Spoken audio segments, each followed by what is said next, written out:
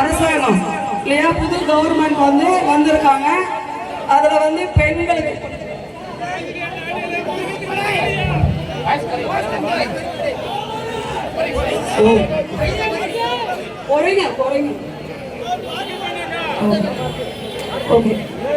இப்ப பெண்களுக்கு முழு பாதுகாப்பு இல்லை இல்லையா?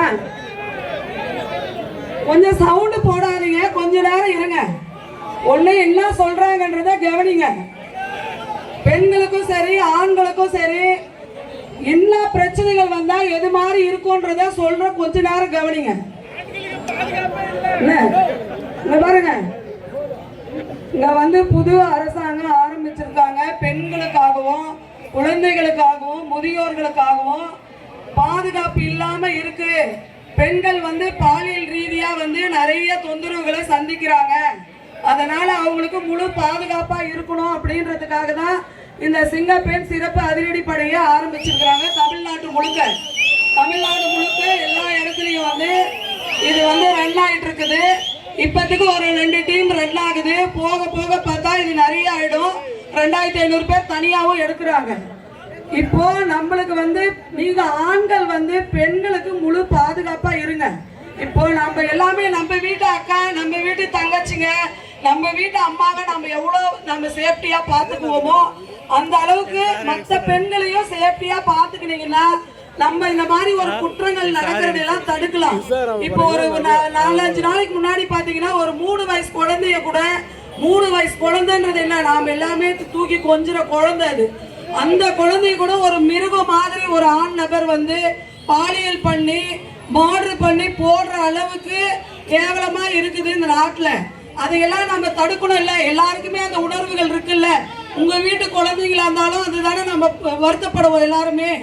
அந்த மாதிரி 5 வயசு குழந்தை, 7 வயசு குழந்தை, 10 வயசு குழந்தை, வர்ற போற காலேஜ் கிட்ட எல்லா காலேஜ் ஸ்டூடெண்ட்டும் நிறைய இருக்கிறீங்க. எல்லாருமே நம்ம ஊர்ல இருந்து நம்ம கூட வர்ற காலேஜ் விமென்ஸ்ல பாதுகாப்பா போயிட்டு பாதுகாப்பா கூட்டுவாங்க. நம்மளா யாரும் அவங்கள கிண்டல் பண்றதோ கேலி பண்றதோ இருக்கக்கூடாது. மற்ற ஊர் பிள்ளைங்க நம்ம பொண்ணுங்களை கிண்டல் பண்ணாலும் நாம அவங்கள ஏண்டா என் பெண்ணு எங்களோட ஊர்ல இருக்கிற பொண்ணுங்கிட்ட இப்படி கிண்டல் பண்றீங்க, நீங்க எதிர்த்து நிக்கணும். நம்ம ஒரு ஊர்லயும் அவங்க பெண்களுக்கு பாதுகாப்பா இருந்தோம் அப்படின்னா நாம இந்த பாலியல் பிரச்சனையில இருந்து முழுசா நம்ம தடுக்க முடியும். நம்மளோட தமிழ்நாடு இந்த மாதிரி பெண்களுக்கு எதிரான பாலியல் குற்றமே இல்லாத ஒரு நாடா நம்மளால உருவாக்க முடியும். இதுக்கு பெண்கள் மட்டும் இல்ல, ஆண்களும் சேர்ந்து சப்போர்ட் பண்ணணும். எல்லாமே நம்ம வீட்டுக்கு தான். இதுதான் உங்களுக்கு சொல்ல வரேன். அது மாதிரி வேற ஏதாவது ப்ராப்ளத்துல மாட்டிக்கினீங்க அப்படின்னா பயங்கரமான கடுமையான நடவடிக்கையா இருக்கும்.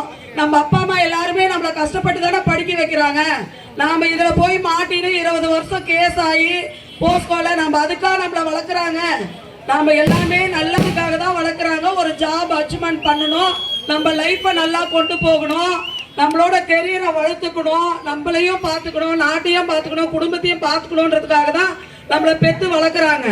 அதை நம்ம எல்லாரும் சேர்ந்து செய்வோம். நம்ம பாலியல் குற்றத்துல இருந்து தடுக்குவோம் முழுமையா. அது ஏதாவது பிரச்சனை பெண்களுக்குன்னா அந்த ஹெல்ப் லைனை யூஸ் பண்ணிக்கோங்க.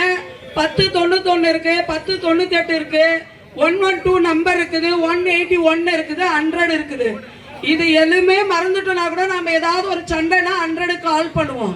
அந்த மாதிரி கால் பண்ணி எங்களுக்கு விமன் ரிலேட்டிவா இந்த மாதிரி பிரச்சனை இருக்கு, சிங்கப்பெண் மேடம் டீம் கிட்ட பேசணும்னா நாங்களே உங்க இடத்த தேடி வந்துருவோம். உங்களோட நம்பரை எங்களுக்கு கொடுத்துருவாங்க.